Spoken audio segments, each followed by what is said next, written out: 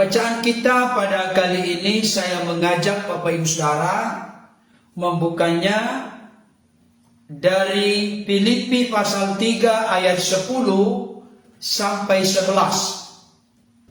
Sebelum kita membaca firman ini, saya perlu sampaikan sikap yang sangat penting, urgent, mendesak untuk kita perhatikan ketika berinteraksi dengan firman.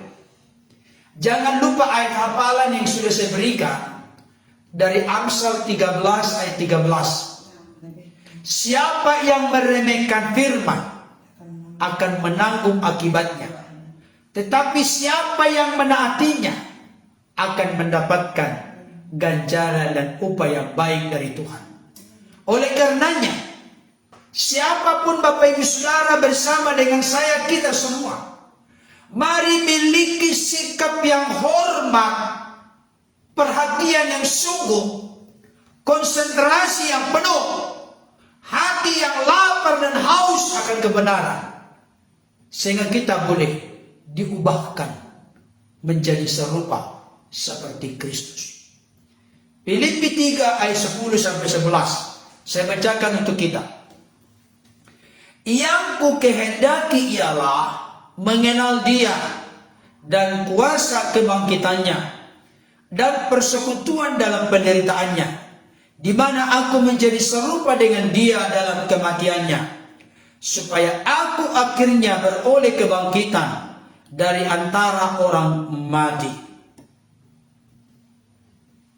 Sejauh itu pembacaan firman Tuhan. Yang berbahagia adalah setiap kita yang mendengar firman Tuhan. Kita pasang kedua telinga kita mendengar firman Tuhan. Kita buka hati kita untuk menyambut firman Tuhan dengan sukacita. Kita dengar firman, kita pelihara firman, kita lakukan firman. Itulah orang yang super berbahagia di dalam Tuhan. Saudaraku yang dikasihi Tuhan, apakah kita sungguh mengenal Yesus? Sekali lagi, apakah kita sungguh mengenal Yesus? Maka barangkali Bapak Ibu Saudara akan menjawab dengan lantang, Pak Pendeta, pasti dong. Karena itulah seringkali menjadi jawaban ketika ada yang bertanya apakah kita sungguh mengenal Yesus. Pak Pendeta, saya kan orang Kristen. Setiap minggu saya ke gereja kok. Coba lihat nih, nama saya Lukas, Matius, Markus, Yohanes, Paulus, Petrus, Daniel. Alkitabnya sekali nama-namanya. Saudara dikasih Tuhan, begitu kelah jawaban wajar kebanyakan orang Kristen.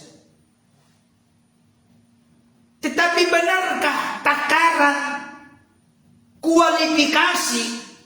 kualitas dari seseorang hanya semiskin dan sedangkal itu?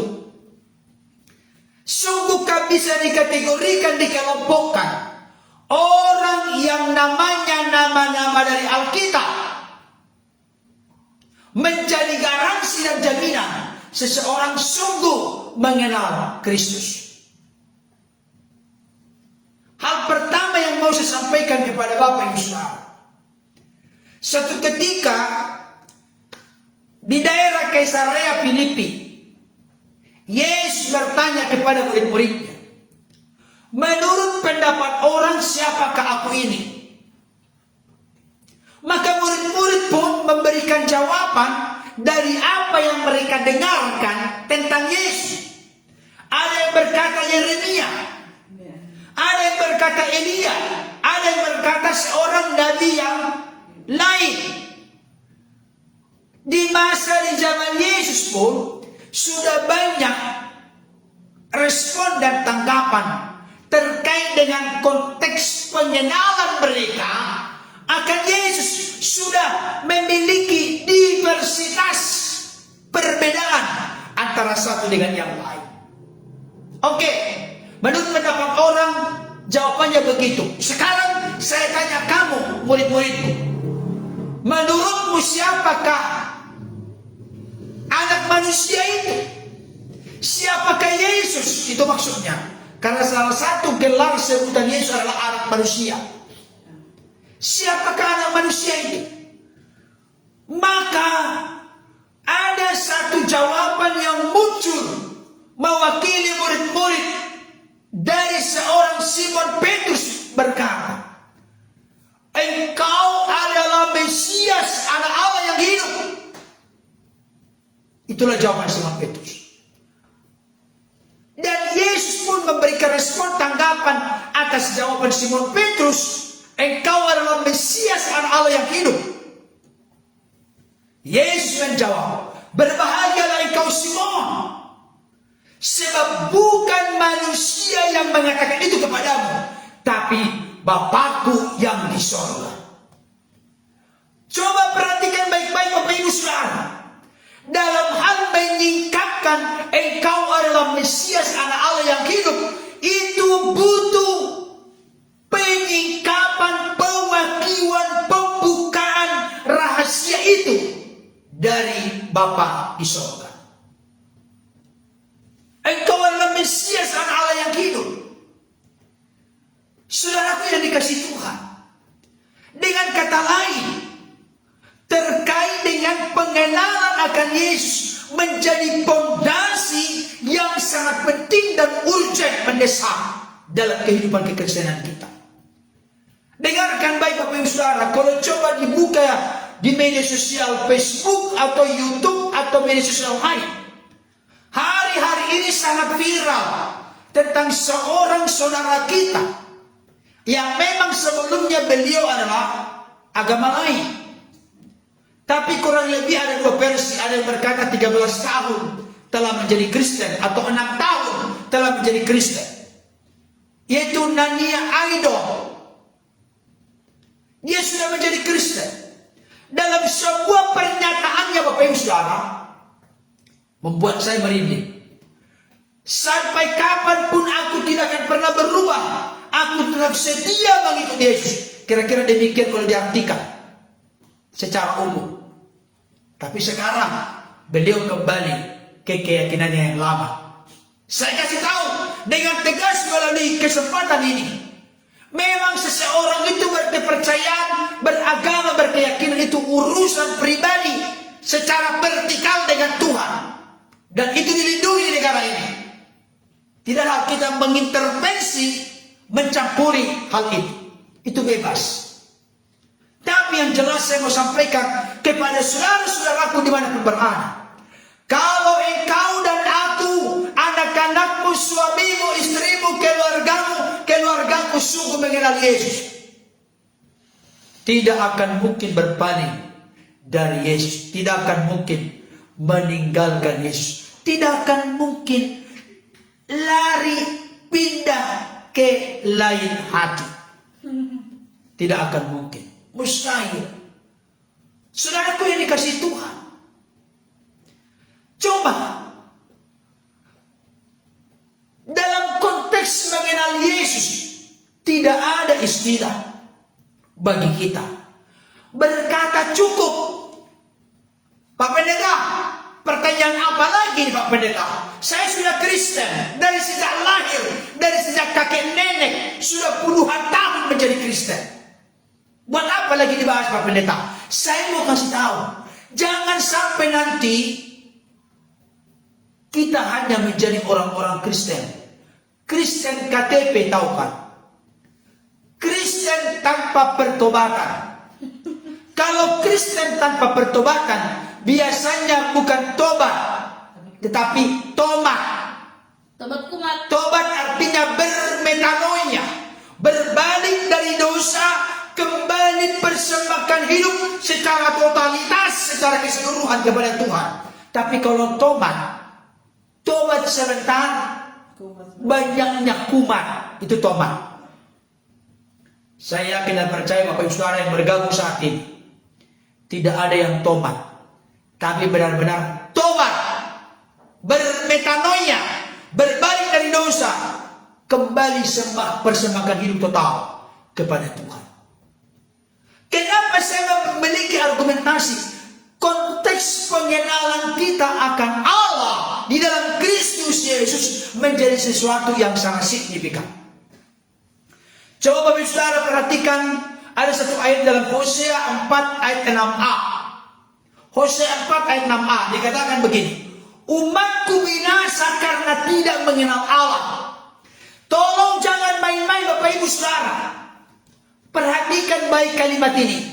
Umatku binasa karena tidak mengenal Allah. Berarti konteks pengenalan Allah yang kita kenal dalam Yesus Kristus saat ini adalah sesuatu yang mutlak menentukan apakah kita selamat, apakah kita binasa. Perhatikan baik. Umatku binasa karena tidak mengenal Allah. Ini penting dan serius. Jadi jangan main-main. Udahlah Pak Pendeta, aku sudah kenal kok. Jangan-jangan hanya mulut kita berkata kita mengenal Yesus, tapi tidak tercermin, tidak terlihat dari komitmen kita, kesetiaan kita, pengabdian kita. Salah satu ciri dari orang yang sungguh mengenal Yesus, Yesus berkata, barang siapa yang akan menjadi muridku, ia harus memikul salibnya, harus apalagi menyangkal dirinya, harus mengikut aku. Saudara dikasih Tuhan, mengikut Yesus, menjadi murid Yesus, harus memikul salib, menyangkal diri, mengikut Dia kapan? Setiap hari. Bahkan Filipi 1:29 berkata begini. Saya kan banyak mengutip-utip ayat supaya meneguhkan, menguatkan kita. Filipi 1:29 jelas berkata, coba salah seorang membacakan. Filipi 1:29. Ayo Bapak Saudara baca di rumah. Apa isinya? Karena kepada kita dikaruniakan bukan saja untuk percaya kepada Yesus, tapi juga untuk menderita bagi Dia. Kalau penderitanya hanya cemen, hal itu tidak akan membuat kita menjadi orang Kristen yang sungguh-sungguh brilian, gigih, getol, berkobar, bernyala bersemangat dalam mengenal Yesus. Kepada kita dikaruniakan bukan hanya percaya kepada Dia, tapi kesiapan, kerelaan memikul salib kita. Bukan memikul salib Yesus. Cukuplah Yesus memikul salibnya. Dan sempat memang dalam konteks keberadaan sebagai manusia dibantu oleh Yusuf dari Arimatea. Tapi konteks zaman ini kita memikul salib kita. Salib itu identik dengan penderitaan, bayar harga, kerelaan untuk memikul hal-hal yang kelihatan tidak suka secara fisik dalam hidup kita, bahkan secara kejiwaan kita. Saudaraku yang dikasihi Tuhan, saya ulangi kembali, berbicara mengenal Yesus itu tidak boleh stop, tidak pernah akan sempurna sampai kita kembali kepada Bapa. Apa argumentasi saya berkata demikian? Jangan lupa, umatku binasa karena tidak mengenal Allah. Hosea 4 ayat 6a. Umatku binasa karena tidak mengenal Allah. Jadi pengenalan akan Allah di dalam Kristus Yesus itu adalah sesuatu yang urgent, penting, mendesak, vital bagi kita. Saya kasih contoh sebelum saya masuk, bahwa proses pengenalan akan Allah dalam Kristus Yesus itu harus berlanjut secara kontinu, berkesinambungan, terus menerus. Dengarkan baik. Salah satu strategi iblis menjatuhkan Adam dan Hawa sebagai ciptaan manusia pertama. Perhatikan baik. Iblis tidak datang menemui siapa? Adam. Perhatikan baik Bapak Saudara ya. Ini serius. Iblis tidak datang dalam bentuk ular menemui Adam. Tapi iblis datang menggoda, membujuk, merayu Hawa. Bapak Ibu Saudara pernahkah bertanya kenapa iblis datang menggoda Hawa? Dengarkan baik Bapak Ibu Saudara. Karena firman dari suaminya. Suaminya memberitahukan firman kepada Hawa. Tetapi yang menerima langsung firman itu adalah Adam. Yaitu Kejadian 2 ayat yang ke-16 sampai 17. Maka Allah berfirman kepada Adam, semua pohon dalam taman ini boleh kamu makan buahnya dengan bebas, kecuali buah pohon pengetahuan yang baik dan jahat yang ada di tengah-tengah taman itu. Jangan kamu makan, karena ketika engkau memakannya, maka pasti engkau mati. Yang menerima firman itu adalah Adam. Saat itu dalam konteks kronologis penciptaan, Hawa belum dicipta. Nanti Tuhan membuat Adam tertidur nyenyak, maka dari salah satu tulang rusuknya dibentuklah Hawa. Saudaraku yang dikasihi oleh Tuhan, dengarkan baik, perhatikan ini. Iblis itu licik untuk merongrong, merusak, menghancurkan kita. Iblis tahu cara strategi yang paling efektif, efisien, optimal, maksimal untuk menghancurkan manusia ciptaan Allah yang ditempatkan di Taman Eden adalah dengan cara membujuk, menggoda, merayu Hawa. Kenapa? Karena bisa kita membuat sebuah hipotesa, kesimpulan sementara bahwa pengenalan Hawa akan Allah melalui firman-Nya tentu berbeda dengan pengenalan akan Adam akan Allah melalui firman-Nya. Pengenalan ini penting dan harus secara holistik dalam keluarga, menyeluruh dalam keluarga. Kenapa perlu pengenalan akan Yesus itu perlu dalam keluarga? Bukan hanya istri yang getol, berkobar, bernyala semangat. Bapak Ibu Saudara, saya mau mengatakan pada saat ini, kalau suamimu belum sungguh-sungguh mengenal Yesus, doakan, tangisi, ratapi kepada Tuhan. Kenapa? Karena suamimu bisa menjadi alat daripada iblis untuk merongrong, merusak, menghancurkan keluargamu. Karena tidak bertumbuh dalam pengenalan Yesus. Kalau anak-anakmu belum mengenal Yesus, perkenalkanlah Yesus kepadanya. Doakan supaya menjadi anak-anak, suami, istri, keluarga kecilmu yang bergelora, berkobar, bersemangat, bernyala dalam mengenal Yesus. Salah seorang dari keluarga kita itu bisa menjadi alat yang dipakai oleh iblis, dibujuk, dirayu, digoda iblis untuk merongrong, merusak, menghancurkan harmonisasi keluarga, keharmonisan keluarga.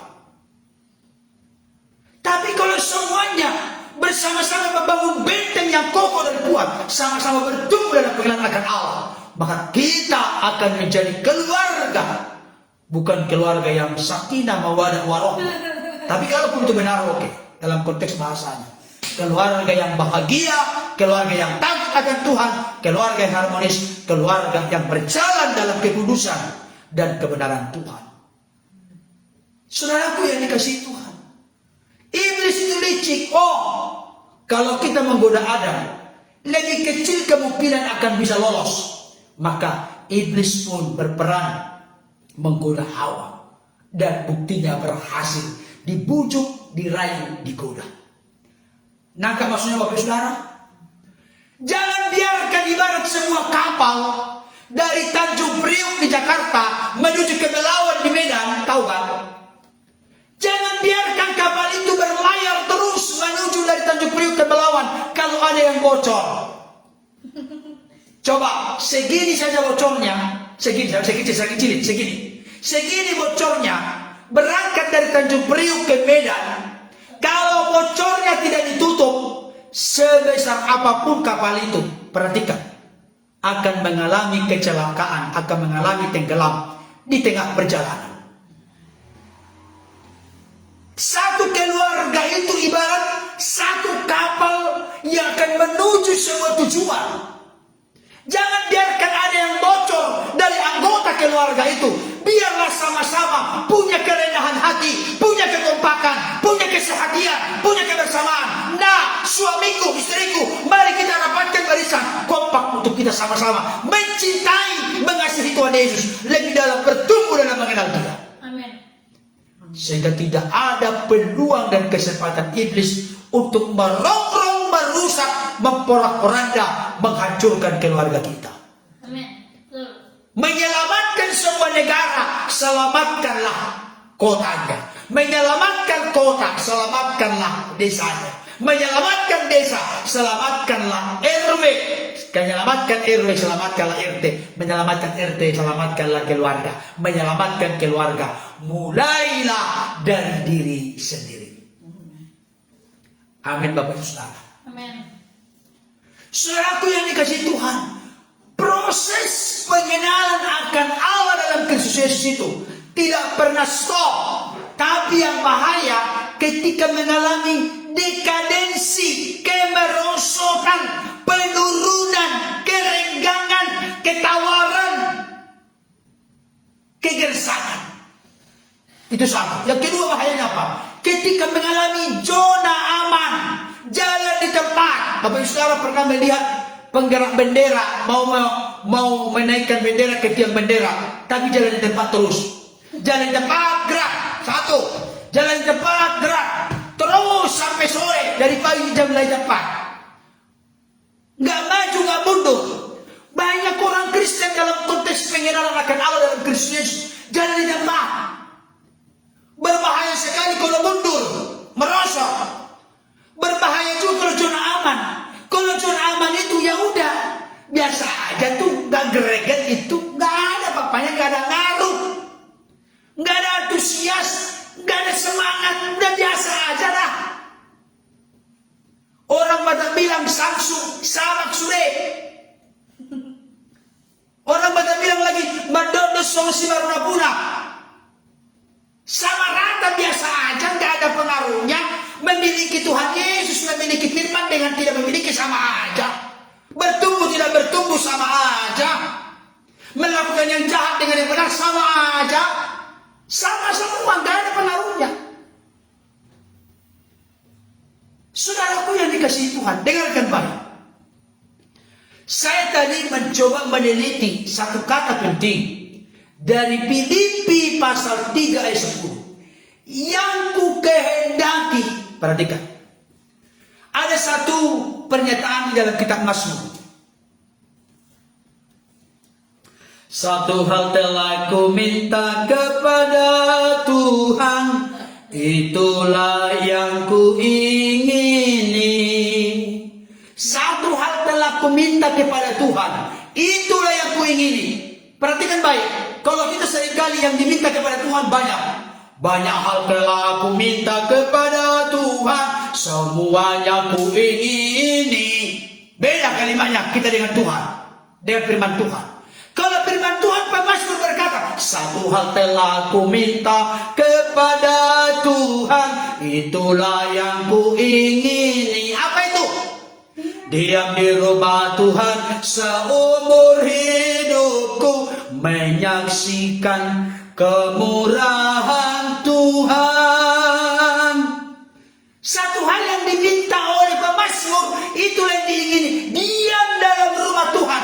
Kalau sudah berbicara tentang dia dalam rumah Tuhan, diam dalam persekutuan, dalam kekariban, dalam kedekatan dengan Tuhan.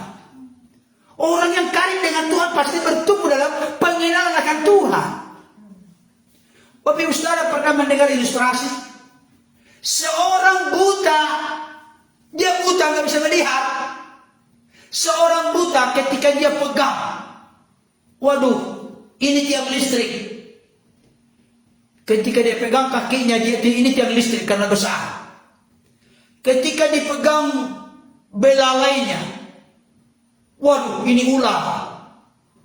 Ketika dipegang lagi telinganya, waduh, ini alat tampi. Naga maksudnya. Apa itu? Binatang apa itu? Tangkap gak? Dipegang kakinya tiang listrik katanya. Dipegang belalainya, dibilang ular. Dipegang kupingnya yang lebar, dibilang tampi, alat penampi beras. Saudara dikasih Tuhan, salah kan? Salah. Kenapa salah? Ternyata jawabannya gajah. Kalau tertutup mata hati, mata rohani kita, kalau kita buta mata rohani, maka kita akan salah menilai Yesus.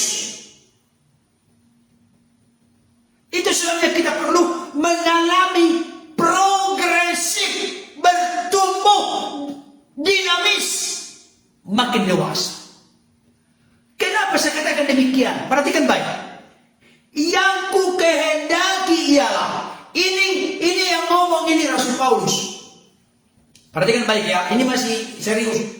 Bagus sekali, makanya saya bilang tadi, tolong di-share kepada yang lain. Kalau saya merasa diberkati yang menyampaikan, Bapak Ibu Saudara pasti diberkati oleh Tuhan. Bagi siapa yang tidak remeh, tidak sepele kepada firman saat ini, engkau akan diteguhkan, dikuatkan, dan dipacu, didorong, diteguhkan, dikuatkan untuk bertumbuh dalam Tuhan.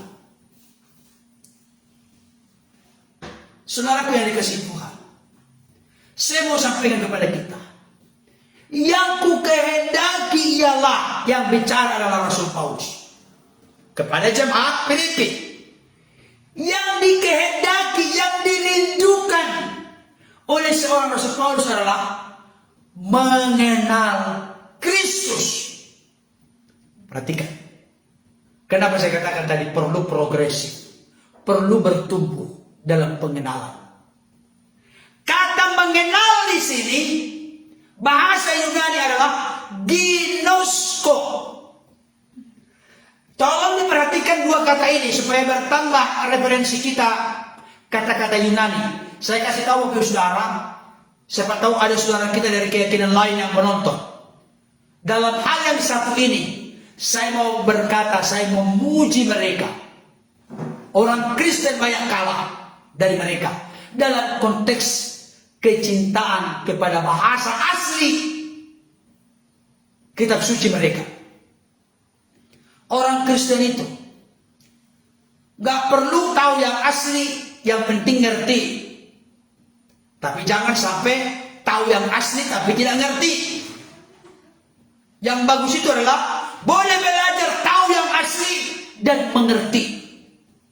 Bahasa Yunani yang dipakai dalam konteks tahu atau mengenal ada dua. Dicatat ya. Bahasa Yunani dalam konteks tahu atau mengenal ada dua. Pertama adalah oida. O-I-D-A. Oida. Oida. Tolong orang Batak jangan salah mengerti. Oida obereng. Bukan. Ida itu orang Batak kan melihat. Mamereng. Oida.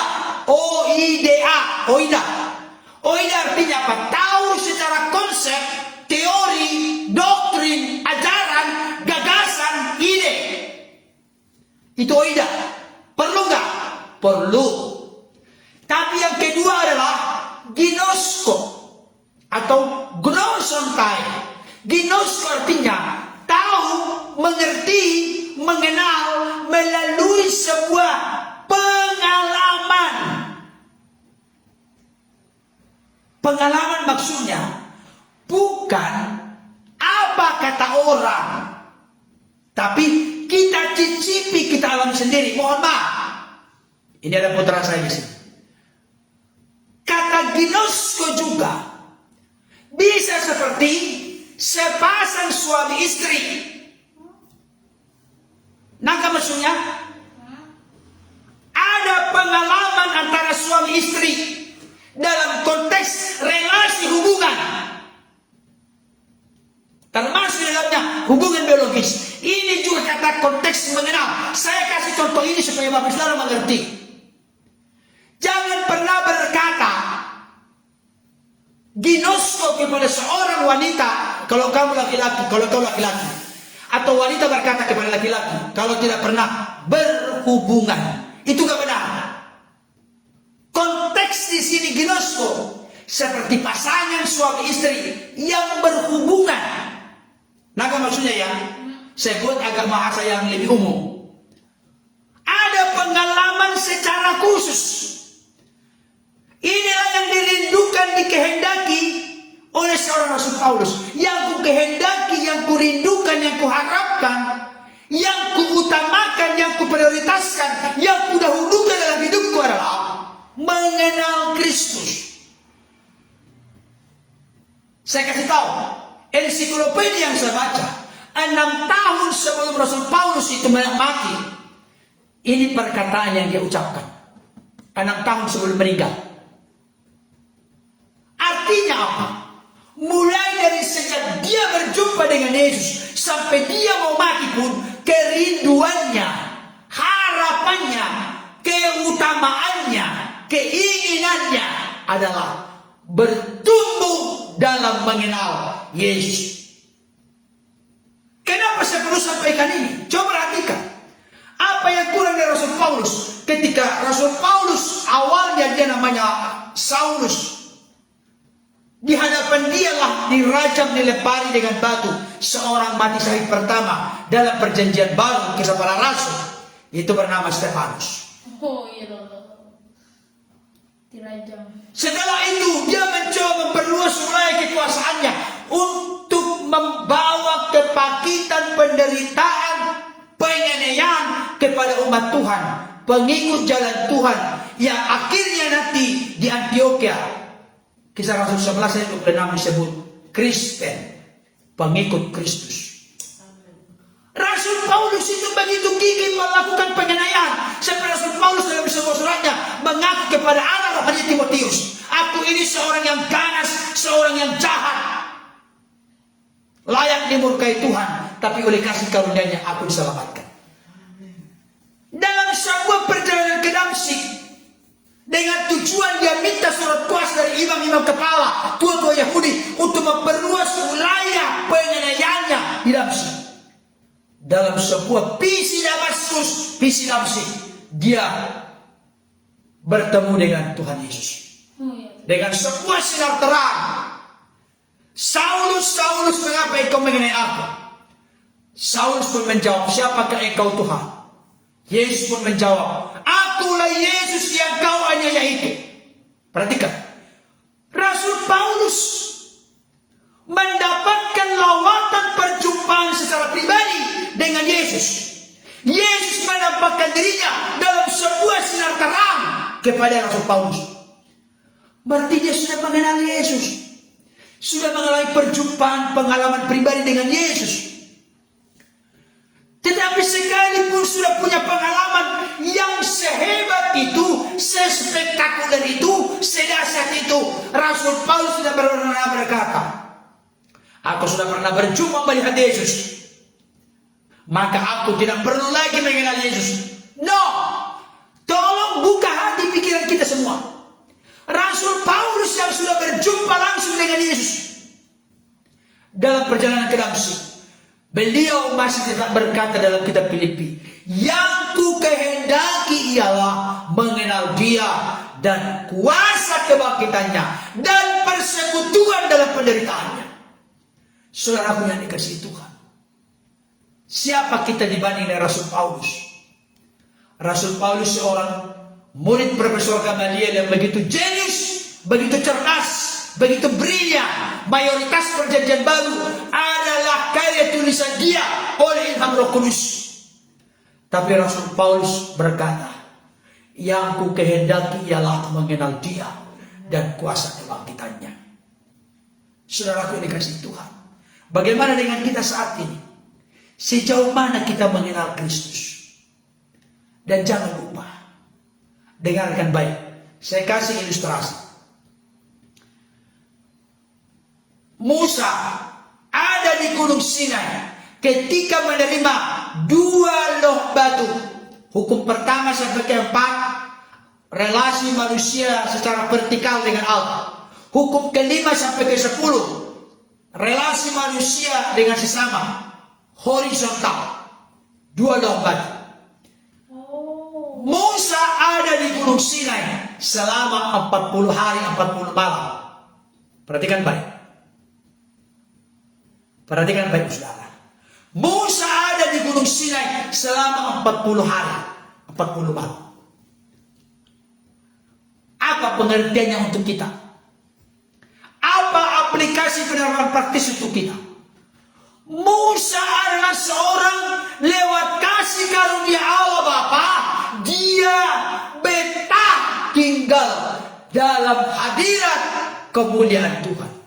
Bukankah di gunung kemuliaan itu Tuhan menyatakan dirinya, bahkan sampai dinarasikan dalam kitab Pentateuch, kitab Taurat, jari-jari Allah menulis hukum itu.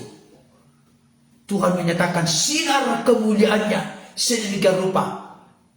Kenapa itu bisa terjadi? Itu semua karena perkenanan Tuhan.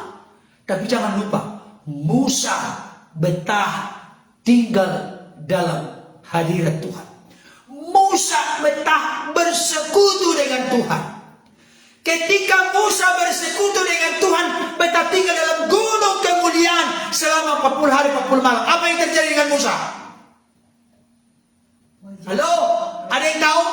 Saya ulangi kembali kalimatnya.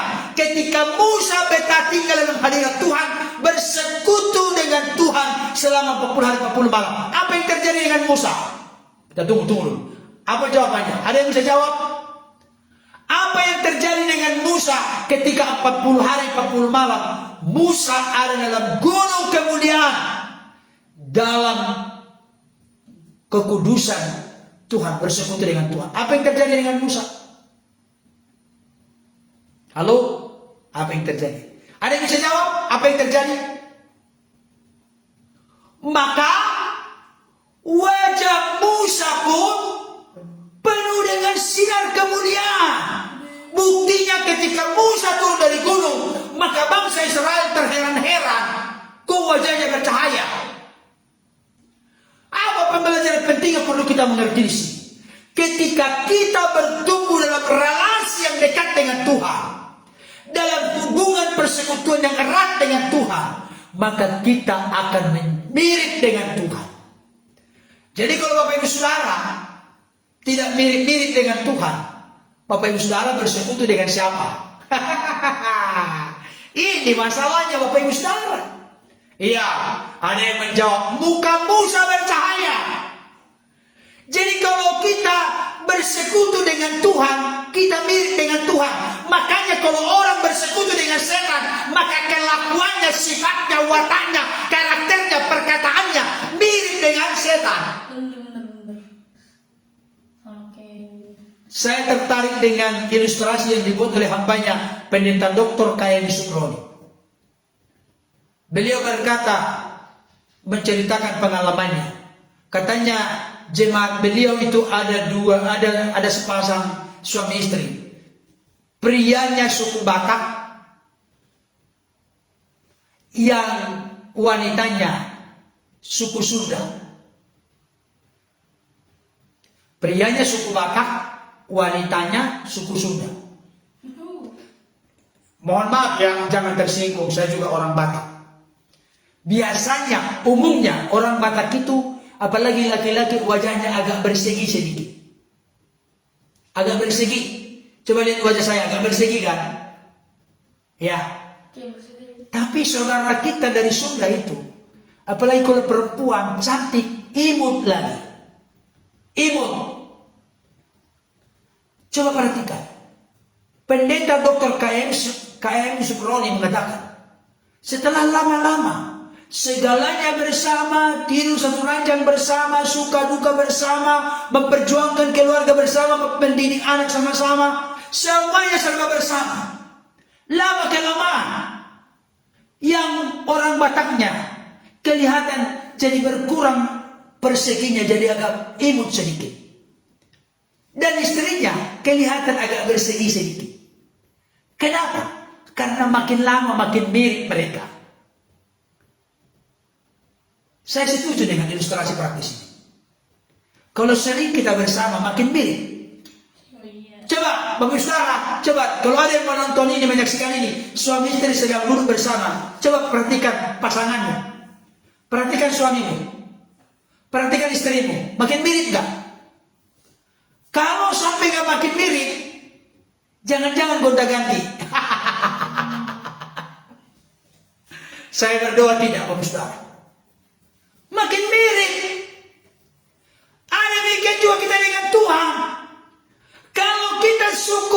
Kalau kita suka berelasi, berhubungan, bersekutu, berdoa kepada Tuhan, maka kita akan makin mirip dengan Tuhan, makin bertumbuh dalam kasih karunia dan pengenalan akan Tuhan. Amin. Banyak yang menuliskan amin. Amin. Saudara dikasihi Tuhan, apakah kita sungguh mengenal Yesus?